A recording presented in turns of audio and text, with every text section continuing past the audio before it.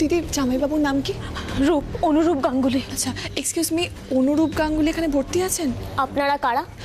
আমরা ওনার বাড়ির লোক, উনি ওনার স্ত্রী। আচ্ছা, এক মিনিট।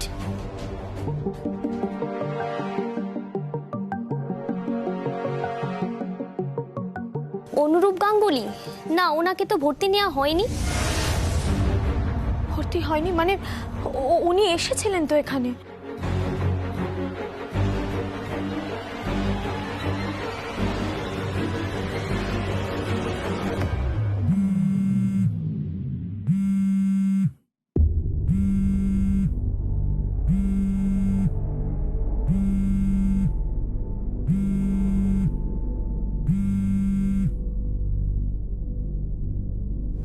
কি ব্যাপার, এত রাতে ফোন করছো? কি হয়েছে নাকি তোমার?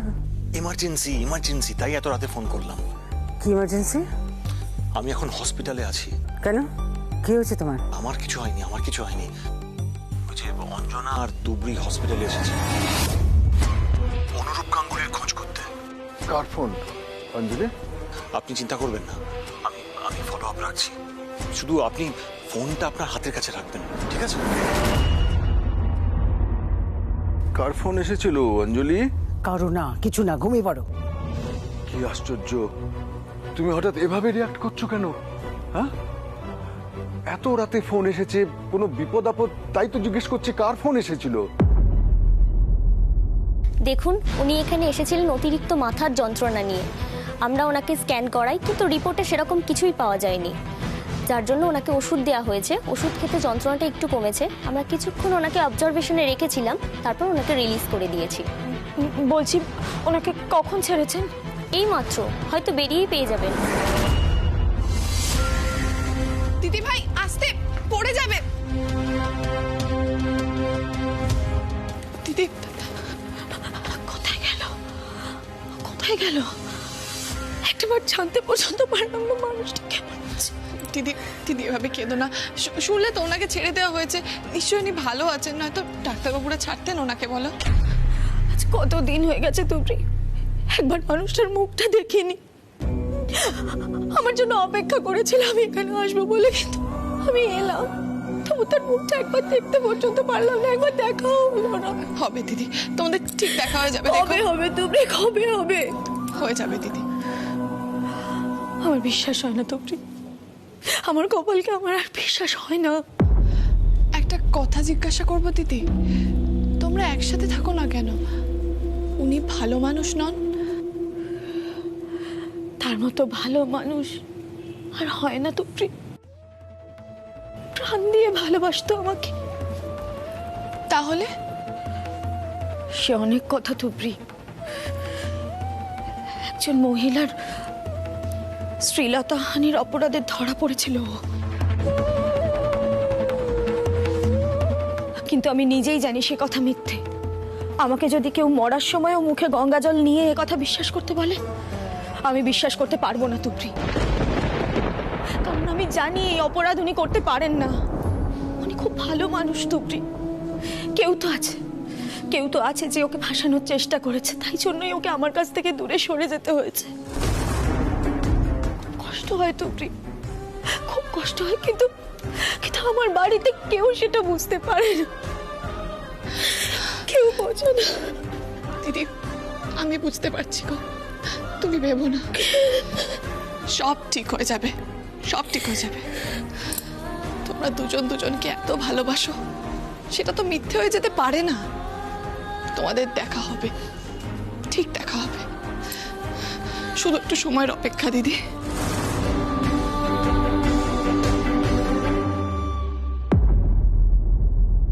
ঠিক বলেছ তুবড়ি, বাড়ি যেতে যতটুকু সময় লাগে আর কি।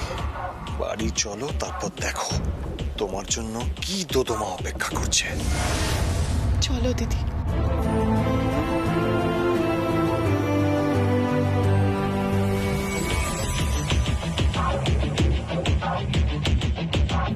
আমিও যাই, দেখি।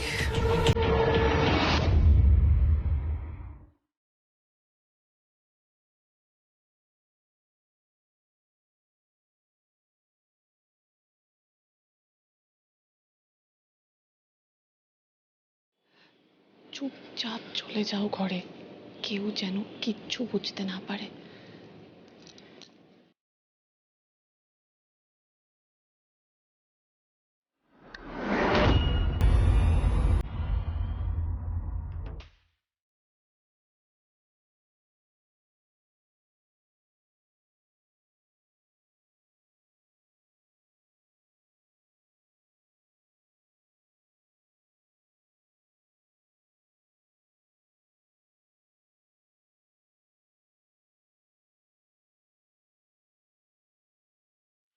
কোথায় গিয়েছিলে? আমি তোমাকে কিছু জিজ্ঞেস করছি অঞ্জনা।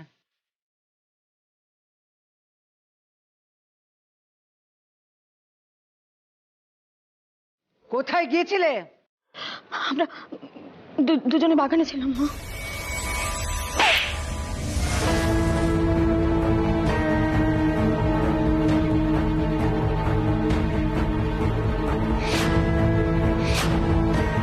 বাগানে যেতে তোমাকে ট্যাক্সি করে যেতে হয়। আমি জানি, আমি সব জানি অঞ্জনা কোথায় গিয়েছিল, কেন গিয়েছিল। মা, তোমার মুখে আমি আর একটি কথা শুনতে চাই না। আমি আমার মেয়ের সঙ্গে কথা বলছি। এবার এবার কি বলবেন আপনারা? আপনারা যারা প্রতিদিন সর্বক্ষেত্রে তুবড়িকে সাপোর্ট করে এসছেন, মা, কাকাবাবু, আপনারা এবার কি বলবেন বলুন? না না, বলুন। আপনাদের মুখে কোনো কথা নেই কেন? আমি শুনতে চাই আপনারা কি বলবেন। আমার মেয়ে এতদিন এ বাড়িতে আছে, কোনোদিনও সেভাবে বাড়ির বাইরে পা রাখার সাহস পায়নি। আজ পেরেছে। আপনাদের নিশ্চয়ই কারো বুঝতে অসুবিধে হচ্ছে না? কারণ নিশ্চয়ই বুঝতে কোনো অসুবিধে হচ্ছে না যে কার মদতে আমার মেয়ে মাঝ রাতে বাড়ির বাইরে গেছে।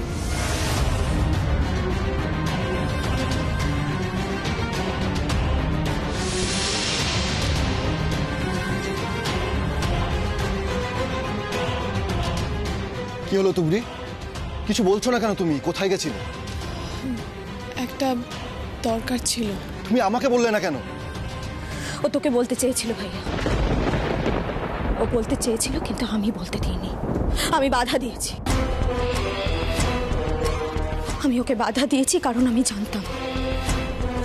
আমি জানতাম যে ও যদি বলে তাহলে এ বাড়ির কেউ আমাকে যেতে দেবে না। আমি যেতে চেয়েছি, ও আমাকে নিয়ে যায়নি, আমি ওকে নিয়ে গেছি।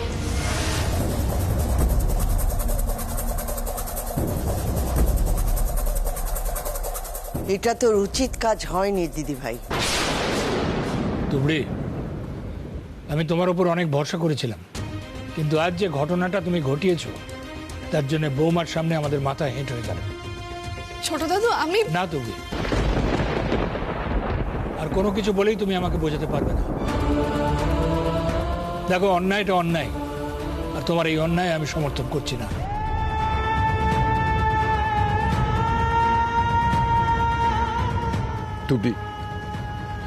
তুবড়ি, তোমরা দুজনে মিলে এত রাতে বাইরে বেরিয়েছিলে, কত কিছু ঘটতে পারতো বলো তো।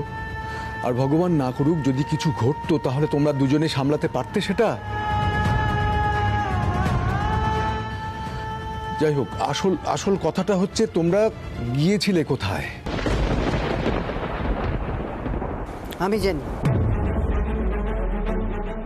আমি জানি অঞ্জনা কার কাছে গেছিল, কেন গেছিল, সব জানি আমি তুবড়ি।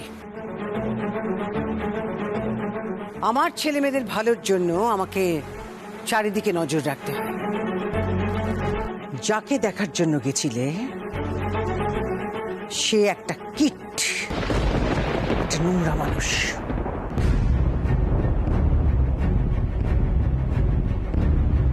তার কাছ থেকে আমরা ওকে এখানে এনে আগলে রেখেছি তুবড়ি, আগলে। আজ তুমি সেই আগলটাকে ভেঙে দিয়েছ। যাক, সে কথা। এরপর তোমার প্রতি আমার মনে যে ভালোবাসাটুকু জন্মাচ্ছিল সেটা যদি নষ্ট হয়ে যায় তো তোমার কারণেই নষ্ট হবে। অর্জুন, অর্জুন, তুমি সবটা দেখছো, সবটা তোমার সামনেই ঘটছে। তুমি নিশ্চয়ই বুঝতেও পারছো এরপর যদি আমি তুবড়িকে আর কখনো ভালোবাসতে না পারি, আমাকে দোষ দিও। আমি দিদির চোখে যেই আকুলতা দেখেছি সেটা আপনারা কেউ দেখেননি। আমার মন বলছে দিদির ভালোবাসা কখনো মিথ্যে হতে পারে না, কিছুতেই না। আমি তোমার সঙ্গে কোনো তর্ক করব না। বাড়ির বউয়ের সঙ্গে তর্ক করার মতন রুচি আমার নেই। কিন্তু আমি তোমাকে শেষবারের মতন বলে দিচ্ছি, দেখো তুমি নিজে যা ইচ্ছে যা খুশি করো, আমি কিচ্ছু বলবো না। কিন্তু আমার মেয়ের ব্যাপারে তুমি যদি কখনো মাথা ঘামাও তাহলে কিন্তু খুব খারাপ হবে।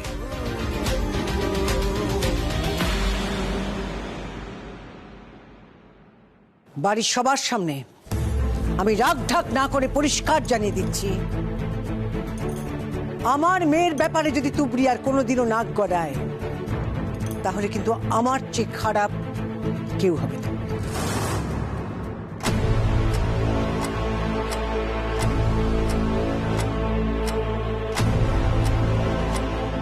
দাঁড়িয়ে থেকো না, যাও ভেতরে যাও।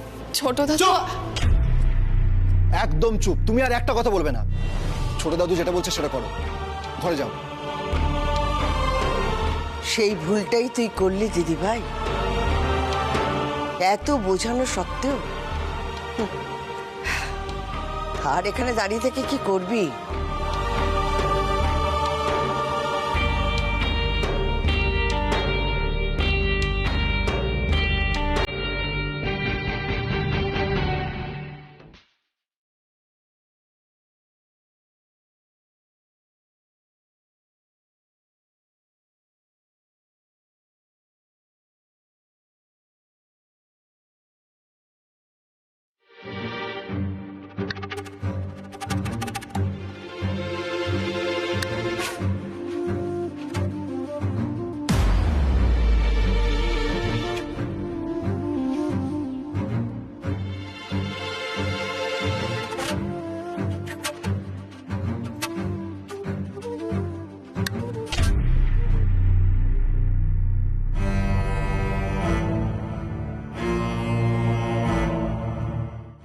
মার কাছে যখন কিছুই লুকোতে পারছো না,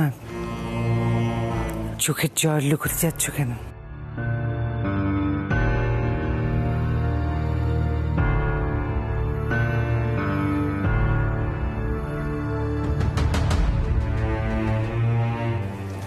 কষ্ট পেয়েছ? কষ্ট আমিও পেয়েছি অঞ্জনা, তাই হয়তো আমার চোখেও জল আসছে। কিন্তু তবু তুমি আমাকে ভয় পাও, আমাকে সবকিছু লুকিয়ে যাও। আচ্ছা অঞ্জনা, তোমার কি সত্যি মনে হয় যে আমি তোমার খারাপ চাই? মনে হয় মা, ভীষণভাবে মনে হয়। মনে হয় যে তুমি আমার খারাপ চাইছো শুধুমাত্র নিজের ভালোর জন্য। একটা জিনিস তুমি ভেবে দেখো, সেদিন যদি নিশার বাবা না চলে আসতেন তাহলে কিন্তু এতদিন তুবড়ির ছবিতে মালা দিয়ে তুমি চোখের জল ফেলতে পারতে বলো? নিশার প্ল্যান কিন্তু ঠিক ছিল, তুবড়ির ভাগ্যটা ভালো ছিল। দেখো, তুমি খুব ভালো করে জানো যে অনুরূপ কেমন মানুষ। নাই অ্যাডমিট যে খুব ভালো উকিল, কিন্তু মানুষ ততটাই তো খারাপ। সেগুলো তো তোমার তৈরি করা মা। সেদিন না পারলেও আজ আমি হিসেবটা মেলাতে পারছি।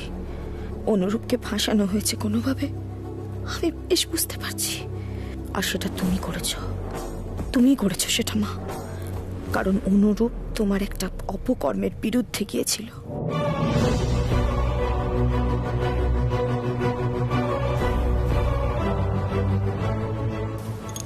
আমার দুর্ভাগ্য অঞ্জনা যে আমার দুটো ছেলে মেয়েরা একজন তাদের বিবাহিত জীবনে সুখী হতে পারল না। তোমার জন্যই তো হলো না মা। তোমার বিরুদ্ধে তুবড়িও গেছে, তাই তুমি তুবড়িকেও সরিয়ে দিতে চাও। কি করবো বলো, আমি তো মা, তাই তোমাদের আগলে রাখতে চাই। এটাকে আগলে রাখা বলে না মা।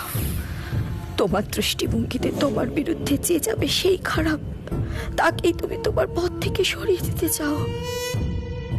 তার জন্য তুমি তোমার ছেলে মেয়ের মনটাও একবারও বোঝার চেষ্টা করো না। তুমি আমার সাথে যা করেছ, আজ ভাইয়ের সাথেও তাই করছো মা। যাকে যা হয়ে গেছে হয়ে গেছে, আর কিন্তু কখনো এরকম ভুল করো না। ঘুমিয়ে পড়ো।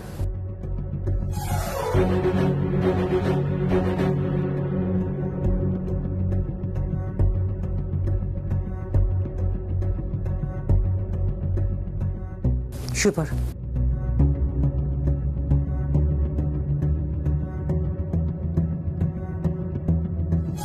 আমি প্রমাণ করে দেব যে আমার স্বামী মানুষটা সৎ।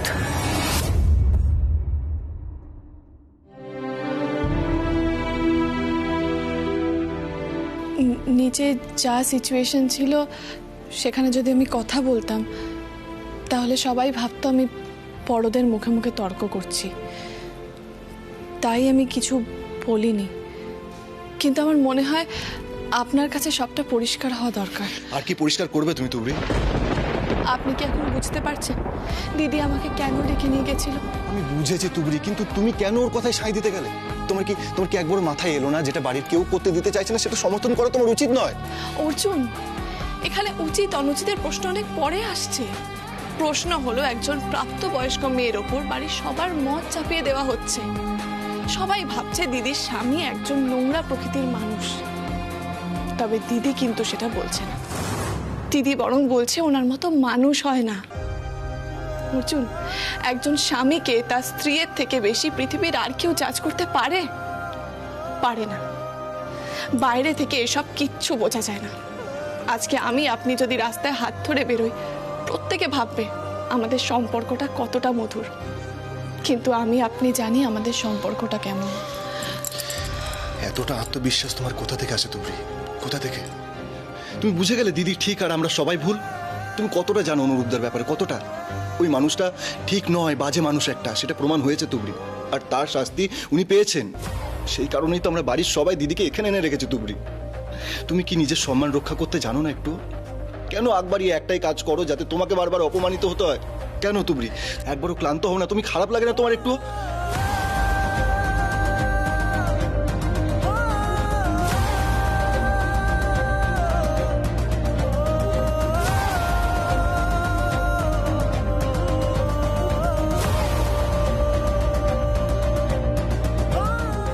জীবনে প্রথমবার স্পর্শ করলেন আমায়, তাও এত কঠিন ভাবে যে হাতে লাগছে আমার।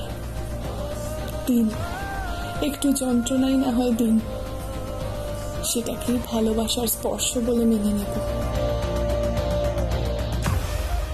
আমি তো তোমার পাশে থাকবো বলেছি তুবড়ি, তা তুমি আমার থেকে কেন লুকিয়ে যাও সবকিছু? যদি যদি কিছু বিপদ হয়ে যেত?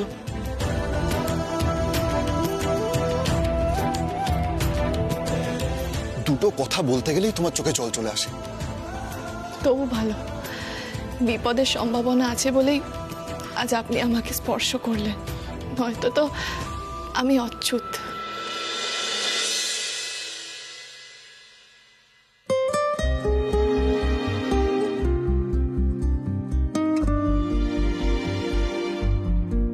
যন্ত্রণায় তোমার চোখে জল এসে গেছে আর তুমি চুপচাপ দাঁড়িয়ে আছো। তুমি কি স্টুপিড নাকি তুবড়ি?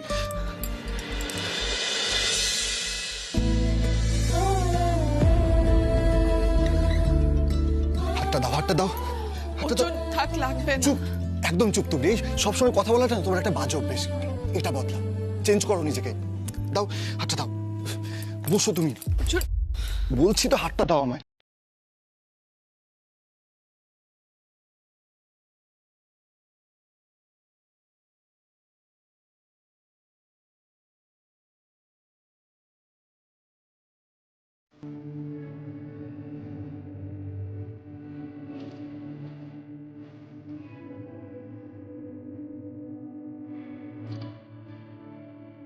আগে নিজেকে সম্মান করতে শেখো তুবড়ি। দেখবে অসম্মানিত হওয়ার ভয় না, ওই ভুলগুলো তুমি আর করবে না, কখনো না।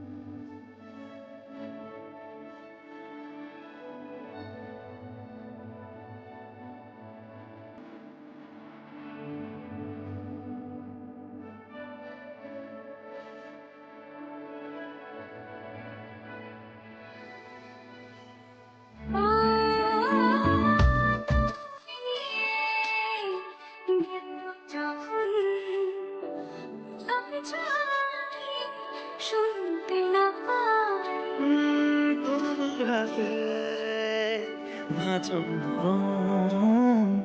আমার পাশে শুধু তোমাকে চাই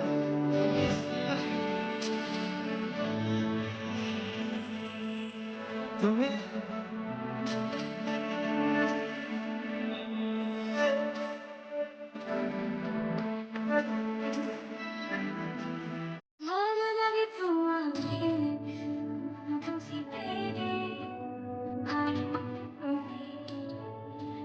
কাছাকাছি